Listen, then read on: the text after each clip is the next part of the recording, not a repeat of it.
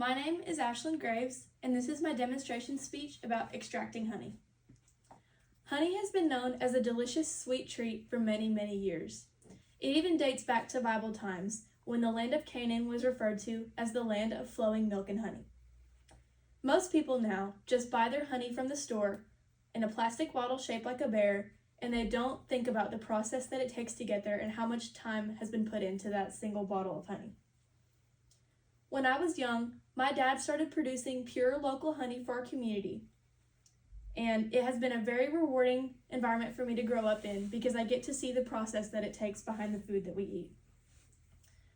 The three main steps in this process are uncapping the honey cells, extracting the honey from the frames, and bottling the honey. The materials that you might need are set out here. These are not definitively all the things that you might need, as it is a very long process and you might need to grab more things as you go. This is just the main things. The first thing I have here is a smoker. You use this to blow smoke on the frames and calm the bees. This is the frame that stays in the hive until the honey is ready. The bees produce the honey in these cells. A bee brush used for brushing the bees off of the frames.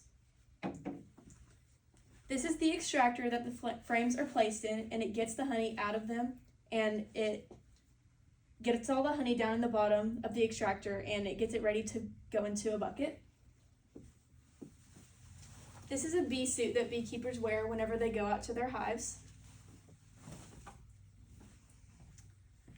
This stand is used whenever the frames are placed on the bucket and being uncapped. This strainer is used to get out any pieces of debris in the honey that you don't want. This bucket is used for storing the honey. For uncapping the cells, you will need a long knife and a capping scraper. And you'll also need plastic bottles, lids, and labels for your finished product.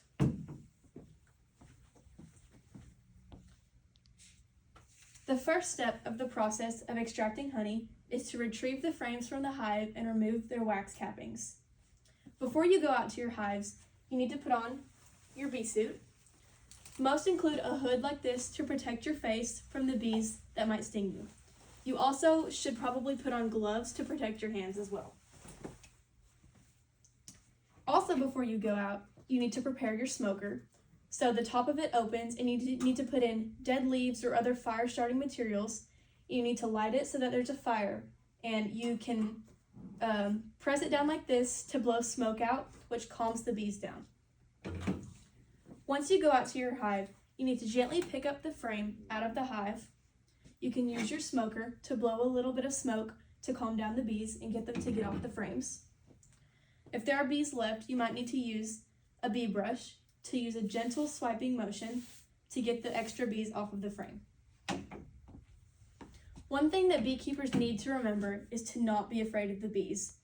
They will only sting you if they feel threatened, so if you are gentle with them, they should not sting you. Once you bring your frames back into the house, you need to begin the process of cutting the wax cappings off.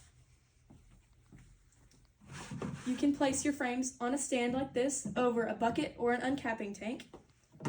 And to remove the large pieces, you can use a long knife to cut off the first layer of wax cappings and let them fall into your bucket.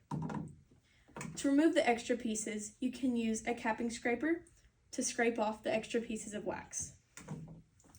At this point, your frame should be dripping with honey, and you are ready to begin the next major step, which is to extract the honey from the frames. Once the frames are all uncapped, you can place them into an extractor like this. The way this extractor works is that whenever you turn it on, it spins the frames around really fast so that the honey gets slung out of the cells and onto the walls of the extractor. Once the honey is on the walls, it drips down to the bottom, and you can open this honey gate to let it fall out of the bottom into your next bucket. You need to make sure to even out the weight in your extractor and place the heavy frames evenly distributed throughout, because if all the heavy frames are on one side, then your extractor will wobble a lot whenever it's spinning. You need to turn on your extractor once it's full for at least 10 minutes and let the honey get slung onto the walls. and then once it's been on for 10 minutes, you can turn it off and open the honey gate on the bottom. Once you open the honey gate, you can let it fall into a bucket like this and through your strainer. The strainer removes pieces of debris or wax. After straining your honey, it's ready for the bottles. The third major step is to bottle your honey. You need to let your honey sit in the bucket for at least 24 hours before bottling it. The bubbles don't affect the taste of the honey at all, but it makes it look better in the bottle if you let it settle and let the bubbles pop. After you've let your honey sit, you need to open your honey gate on the bucket, just like the one on the extractor, and let it fall into plastic bottles like this. This can be a very messy process, and I have many memories of cleaning up honey off of sticky floors in our living room. Once you have bottled your honey, you can clean it, sticker it, and cap it, and it is ready to be sold at the farmer's market.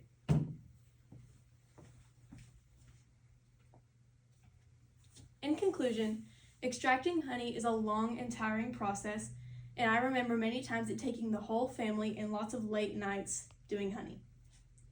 However, whenever you get the final product of your golden bottle of honey, it's all worth it.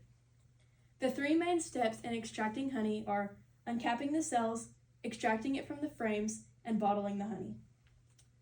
Everyone should experience the process of producing food because it really helps you appreciate what these farmers do for us every day. Without farmers, we wouldn't have any food to eat. So we need to thank the farmers for what they do, and we need to appreciate more whenever we have a good meal. We need to appreciate the hands who prepared it for us. Thank you.